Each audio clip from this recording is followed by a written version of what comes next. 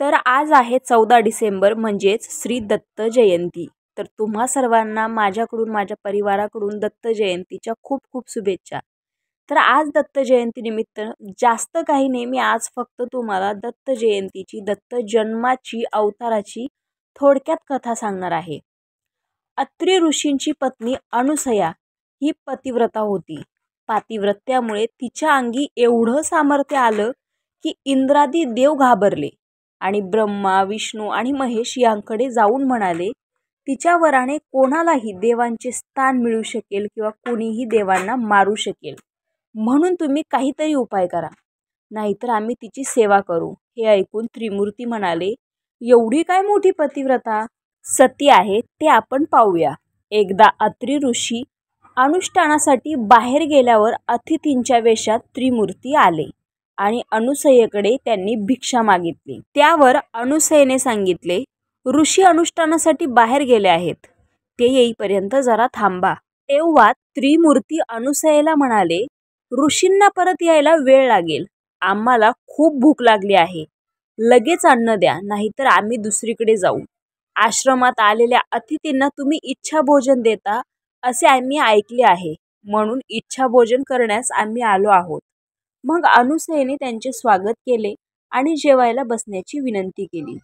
त्याप्रमाणे ते जेवायला बसले। ती जेवण वाढायला आल्यावर ते म्हणाले, तुझे सुंदर रूप पाहून आमच्या मनात अशी इच्छा झाली आहे की तू विवस्त्र होऊन आम्हाला वाढावेस। त्यावर अतिथीला विनमुख पाठवणे अयोग्य होईल, माझे मन निर्मळ आहे, मग कामदेवाची काय बिशाद आहे, माझ्या पतीचे तपफळ मला तारील असा विचार करून ती अतिथींना म्हणाली, मी तुम्हाला विवस्त्र होऊन वाढीन, तुम्ही आनंदाने भोजन करा। मग स्वयंपाकघरात जाऊन पतीचे चिंतन करून तिने विचार केला की अतिथी माझी मुले आहेत आणि विवस्त्र होऊन वाढायला आली। पाहते ते अतिथींच्या जागी रडणारी 3 लहान बाळकं, त्यांना कडेवर घेऊन तिने स्तनपान करविले आणि बाळांचे रडणे थांबले। इतक्यात अत्रि ऋषी आली, तिने त्यांना सर्व वृत्तांत सांगितला। ती म्हणाली, स्वामीन देवेन दत्तम, यांचा अर्थ असा आहे, हे स्वामी देवाने दिलेली मुले। यावरून अत्रीने त्या मुलांचे नामकरण दत्त असे केले। बाळे पाळण्यात राहिली आणि ब्रह्मा विष्णू आणि महेश त्यांच्या समोर उभे राहिले आणि प्रसन्न होऊन वर मागा असे म्हणाले। अत्रि आणि अनुसयेने बालके आमच्या घरीच राहावी असा वर मागितला। पुढे ब्रह्मदेवापासून चंद्र, विष्णूपासून दत्त आणि शंकरापासून दुर्वास झाले।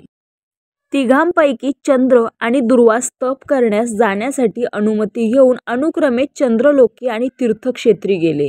तिसरा दत्त विष्णू कार्यासाठी भूतलावरच राहिला।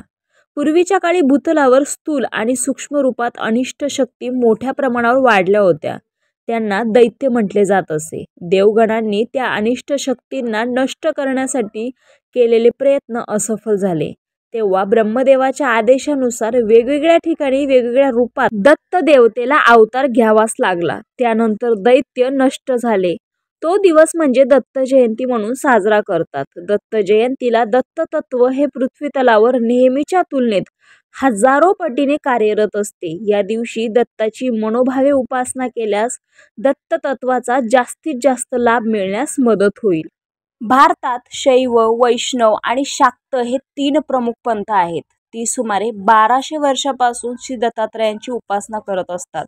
महानुभाव संप्रदाय, नाथ संप्रदाय, वारकरी संप्रदाय, समर्थ संप्रदाय व दत्त संप्रदाय ही 5 संप्रदाय श्री दत्तप्रभूंची उपासना करताना दिसतात।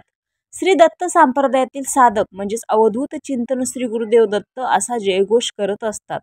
तर अवधूत हेच दत्तात्रयांचेच नाव असून ह्या शब्दाचा अर्थ असा की नेहमी आनंदात रमणारा। श्री दत्तांच्या पाठीमागे असलेली गाय म्हणजे पृथ्वी व 4 श्वान म्हणजे 4 वेदांचे प्रतीक आहे। श्री दत्त गुरूंनी 24 गुरु केले होते। श्रीपाद श्री वल्लभ हा दत्तांचा पहिला अवतार, श्री नृसिंह सरस्वती हा दुसरा अवतार, तर स्वामी समर्थ हा तिसरा अवतार असल्याचे समजते।